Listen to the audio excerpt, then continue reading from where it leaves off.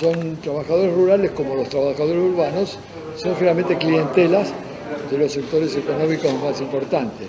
Yo sé que esto es resistido por cierta postura que quiere ver los de abajo una autonomía política, imagen y semejanza del siglo XX, pero la realidad de la época no es esa. Claro, la historia oficial ha tergiversado los acontecimientos y nos ha hablado de la importancia de la clase decente, entre comillas, en el Cabildo Abierto 22 de mayo. Bueno, ahora se conocen, a través del tiempo, se han ido conociendo las actas, por ejemplo, de mayo. Se sabe que Martínez de Oz, Quintana, Belaústegui, los amigos de Álzaga, votaron todos a favor del virrey. Y lo fundamental es la presión desde la plaza, que se produce a través de los llamados manolos, o chisperos de la revolución, o la legión de los infernales, que son esos hombres de pueblo que en momentos de crisis se transforman, se dan cuenta de que pueden encontrar en su vida un objetivo, que es cambiar las cosas. French recorría las calles repartiendo cartas y cobraba según las cartas que repartía. Donado, que era el que estaba a cargo de la imprenta de los Niños Expósitos, tiene un papel importantísimo porque es el que imprime tarjetas truchas de invitación. Hay hombres de ese grupo de la Legión de los Infernales que hacen piquetes. No es que yo lo traiga forzadamente la palabra piquete, pero son piquetes, son grupos que se ponen en las esquinas y cuando ven que viene un señorón con un esclavo que va a ir al Cabildo Abierto, le explican que mejor que se vaya a su casa. A tal punto que de los más de cerca de 500 invitados participan en el Cabildo Abierto 250 nada más. Y la presión de la plaza es muy importante. Cuando se triunfa el 25 de mayo, French y Beruti votan los dos diciendo por mí y por 600. Esos son los hombres que juegan un papel decisivo. Cuando suben esas escaleras, suben con trabucos y puñales. No es que buscan el consenso, como se dice ahora. Lo que buscan es apretar a los cabildantes y decirle, el virrey se va. Y acá tenemos una junta. Que ellos la designan buscando un equilibrio entre el sector militar de Saavedra, que entra un poco a empujones, como dice Vicente Fidel López, entra un poco a empujones al final, y los hombres que habían tenido un papel importante en toda la conspiración. Y Moreno, que no venía del grupo ese que había sido el grupo carlotista, sino que era un hombre que había un intelectual muy imbuido de las ideas de la Revolución Francesa, que era el hombre que tenía vinculaciones con French y con Beruti, con los chisperos, el que tenía más el contacto con la base, ¿no?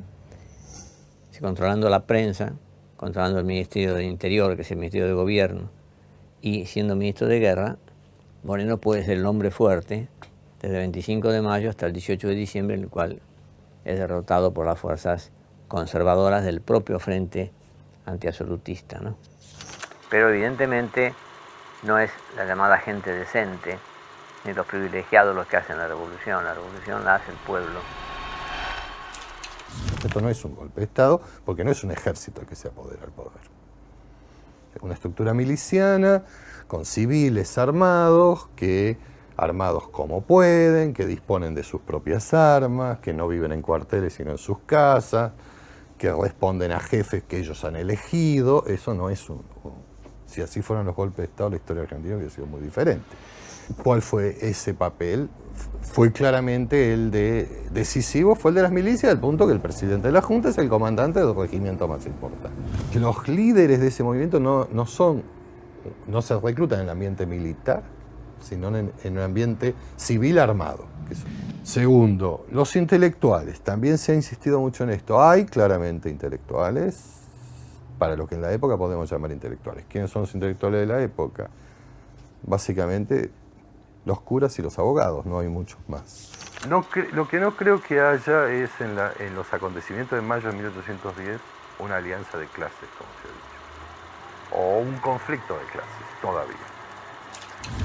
Ahora, los sectores populares participan en los acontecimientos de mayo de 1810, curiosamente, si se quiere, participan más el 21 que el 25. ahí hay sí una presencia activa, popular, en la calle, reclamando la convocatoria del Cabildo Abierto, apoyando esta idea, bastante tumultuaria, como ya venía pasando desde 1806 repetidamente. Si no pensamos la revolución como lo que pasa en una semana, sino en un proceso histórico, la cosa cambia por completo. Porque el drama que tiene esta dirigencia revolucionaria, o el dilema, yo creo que la palabra exacta es el drama, es que va a tener que hacer una revolución a través de la guerra. Y de una guerra muy larga, mucho más larga de la que imaginan en un principio, y cada vez más larga. Y ahí sí es donde aparece el enorme significado de la participación popular, tanto como tropa como actor político. Ahí sí esos sectores populares, que no han tenido demasiado que ver hasta ese momento, van a apoderarse, van a apropiar de mucho del discurso de la revolución y le van a dar un significado que en gran parte no coincide con lo que quiere la dirigencia de la revolución. ¿Mandan los negros sobre los blancos? Sabemos que después no. Ahora, por un momento hay una sensación en estos sectores que, insisto, son el 30% de la población de la ciudad, que están como muy activos políticamente y se han convertido, digamos, claramente en la base de sustentación del gobierno revolucionario, a pesar del gobierno revolucionario, porque le exige cosas al gobierno revolucionario que el gobierno mucho no quiere hacer. Y sobre todo una, que es liberar a los esclavos. Lo termina haciendo por necesidad militar, para incorporarlos a las filas. Pero una vez que los incorpora a las filas y la mayor parte de los esclavos se convierten en soldados, también se convierten en hombres libres. Y entonces, ¿qué hacen en la tropa cuando están en el ejército? Suelen amotinarse una y otra vez. ¿Por qué? Por varios motivos, pero sobre todo uno, porque no aceptan ser tratados como esclavos. Lo que uno puede sacar como conclusión más clara. Hay una marca de participación popular sin el cual la revolución no hubiera triunfado, y después de la revolución no se puede gobernar sin apoyo popular. De algún modo hay que conseguirlo. También de algún modo hay que controlarlo. Los que logren tener apoyo popular y controlarlo son los que van a gobernar de manera estable y eficaz, nos gusten o no. Los que no lo logren van a fracasar, y esto es lo que pasa en los años siguientes. Ahora, eso es la novedad. La revolución trajo una participación popular que no había antes.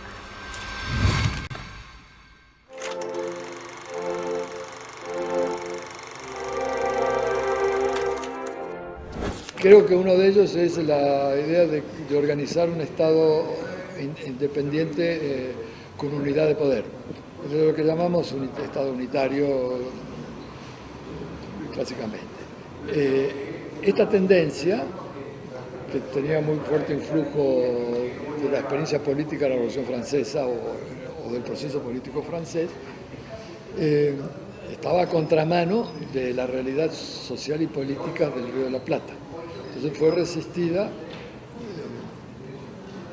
por razones naturales desde casi todos los ángulos del territorio rioplatense. Esto originó una lucha que recién se terminó de zanjarse en 1853. Ese breve tránsito en lugares como el Río de la Plata duró casi 40 años, por razón de las relaciones de fuerzas existentes en ese momento. Sobre todo creo que el enorme poder de las fuerzas tendientes a formar un Estado unitario, que cuando se vio amenazada por el poder militar de los gobernadores de las provincias, se refugió, dejó de ser unitario y se refugió en el confederacionismo a partir de los gobiernos de Rosa. Hubo distintos proyectos. La idea del proyecto era la idea de que todo estaba planeado. Y acá sobre todo no hay demasiado planeado, porque este colapso del imperio no estaba en los planes. Algunos tenían aspiraciones más que proyectos. Si hay proyectos, uno puede decir que se fueron definiendo en la dinámica del conflicto, no antes del conflicto. ¿Qué es lo que lleva a Belgrano, San Martín, Artigas, Bolívar a hacerse un revolucionario? Esa es la historia que hay que develar. Entonces no tenían un proyecto. Tenían distintas aspiraciones, distintas alternativas, fueron definiendo proyectos, y en esa definición de proyectos surgieron distintas alternativas. Y conflictos dentro del mismo bando. Tienen vigencia hoy. A mí me parece entonces que tenemos que distinguir otra cosa. Una cosa es lo que pasó en la revolución y otra cosa es lo que los argentinos hicimos después con la revolución. El 25 de mayo de 1810, los habitantes de Buenos Aires no saben que están un día feriado, que va a ser el Día de la Patria y el nacimiento de la patria. Ellos están disputando quién tiene el poder político y quién lo va a ejercer. Ahora, después, mucho después, eso se va a convertir en el acta de fundación de una nación. Pero no es la idea de 1810. Yo creo que no hay continuidad. Lo que hay es utilización desde distintos presentes posteriores de esos acontecimientos para legitimar proyectos políticos. ¿Cuál fue el comportamiento, la visión, la percepción de la inmensa mayoría de la sociedad sobre este proceso? Parecía que esto se resolvía con saber lo que pensaban los grandes líderes y que probablemente demuestren, hasta donde vamos viendo, que no es lo mismo lo que piensan los líderes, aún los más populares, de lo que piensan sus seguidores. A mí me parece extremadamente importante velar e insistir en la idea de que el 25 de mayo no nació en Argentina. Es un resultado, es un producto del proceso histórico y no un dato previo al proceso histórico. No es que está la Argentina y el 25 de mayo lucha por su independencia, sino que la crisis que abre la independencia, varias décadas después, muchas décadas después, termina por formar algo que hoy llamamos la Argentina y que nos resulta reconocer. Claro, un proyecto era mantener el viejo orden. El viejo orden de tener en su casa los grandes señorones, 10 esclavos que los vendían cuando querían, que los castigaban cuando querían, que los podían matar sin darle cuenta a nadie porque eran una cosa, eran propiedad de ellos, los habían comprado, ¿no es cierto? Y considerar que el pueblo lo que tenía que hacer era trabajar para que ellos pudieran tener leche, pudieran tener carne, pudieran tener los alimentos y las cosas que quisieran, ¿no es cierto? Ese era el viejo orden. Frente a eso, los vientos de la Revolución Francesa provocan esto que sostiene Moreno. Arroyo y Pinedo dice, estos French y estos morenos que vienen a decirnos ahora que somos todos iguales. Libertad, igualdad y fraternidad. Las ideas de la Revolución Francesa influyen en todo ese mundo. El proyecto de la Revolución de Mayo se plasma en la Asamblea del año 13, que son los morenistas las que llevan ahí la mano fundamental, ¿no? Es decir, liquidación de los tributos a los indios, eliminación total, libertad de vientres porque no podían declarar totalmente la libertad de los esclavos porque no tenían fuerza suficiente, quema y destrucción de instrumentos de tortura, eliminación de la Inquisición, eliminación de los escudos nobiliarios en las puertas de las casas, libertad de pensamiento. Esto es lo que San Martín llamaba el Evangelio de los Derechos del Hombre. Es una revolución esencialmente democrática. San Martín en el Perú, cuando es protector del Perú, sanciona todas estas disposiciones de la Asamblea del año 13 casi calcadas. Entonces los dos proyectos están ahí. Ahora, en el caso de Moreno, a este proyecto democrático, Moreno le une una concepción muy insólita para su época, que es la concepción del plan de operaciones, el rol del Estado. Entonces Moreno dice, el Estado es el que tiene que poner fábricas, y el Estado por eso necesita capitales, hay que expropiarlos, es lo que dice San Martín en Cuyo. Hay que expropiar caballos para hacer un ejército, no hay otra, porque no hay dinero. Todo esto conforma un programa que lamentablemente está el atraso de América Latina, que este programa recién ahora estamos empezando a ejecutarlo en Venezuela, en Bolivia, en Ecuador, en Paraguay, ¿no es cierto?, en la Argentina, con los distintos ritmos que tienen los países donde la fuerza es distinta y la correlación de fuerzas explica que a veces se avance más o se avance menos, ¿no? Pero yo creo que ahí están los dos proyectos, ¿no?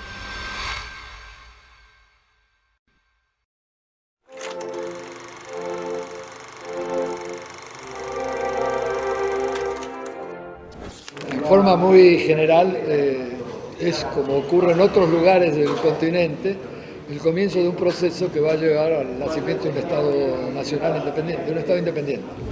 De forma particular, es un acontecimiento no previsto, que no está preparado como hubiera sido, digamos, agradable escuchar por un proceso de formación revolucionaria de la población rioplatense, sino que está producido por la invasión napoleónica a España, que deja acéfala la monarquía y que entonces con el ejemplo de las juntas constituidas en la península, genera un proceso de constitución de gobiernos locales, llamados generalmente juntas de gobierno, que inmediatamente no se oponen, por lo menos abiertamente, a la independencia. Creo que por una serie de circunstancias, en el caso nuestro, en el Río de la Plata, pocos años después, en 1816, se llega a la Declaración de la Independencia.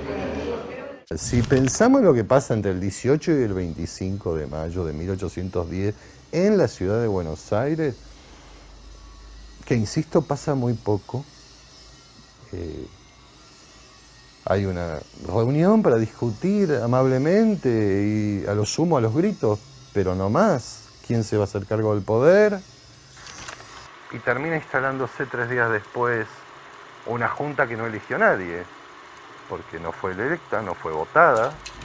Nos está indicando que ahí mucho no pasó. ¿En qué sentido? Esto no es equiparable a la toma de la Bastilla. Y nos está indicando algo que todos sabemos, si es que puede ser de este modo porque ya la Fuerza Armada está en otras manos. Desde las invasiones inglesas y sobre todo desde 1809, en Buenos Aires prácticamente no hay ejército. Es decir, la Revolución de Mayo hay que insertarla en un proceso hispanoamericano de revolución. Y esto nos está hablando no del pasado, sino del presente y del futuro.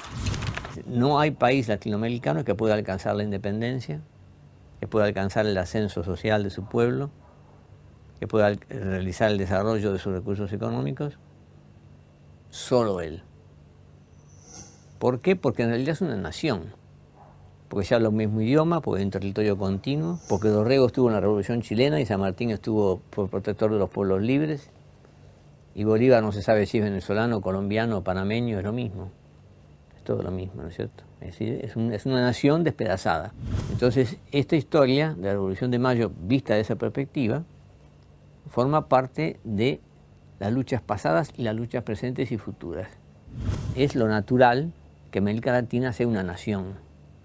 Fue despedazada por la complicidad de las burguesías comerciales de los puertos y los factores imperiales que la destrozaron, unos hacia el Pacífico, otros hacia el Atlántico, como descuartizaron el cuerpo de Tupac Amaru, hicieron que fueran 20 o 30 países dependientes, monoproductores, colonias, semicolonias. Esta historia de la Revolución de Mayo, contra los privilegiados, hecha por el pueblo, hecha por hombres que consideran que hay que proseguir la revolución, porque lo primero que hacen es ampliarla para que Castelli vaya al Alto Perú, para que Belgrano vaya al Paraguay, y el plan de operaciones de Moreno dice lo que hay que hacer inmediatamente es contactarse con Artigas para hacer la revolución en la banda oriental. Es lo mismo que está pasando ahora cuando uno dice, bueno, suerte que está Mujica en la banda oriental, suerte que esté Evo Morales en Bolivia y Chávez en Venezuela, porque el futuro de Argentina depende fundamentalmente de esa unidad, ¿no?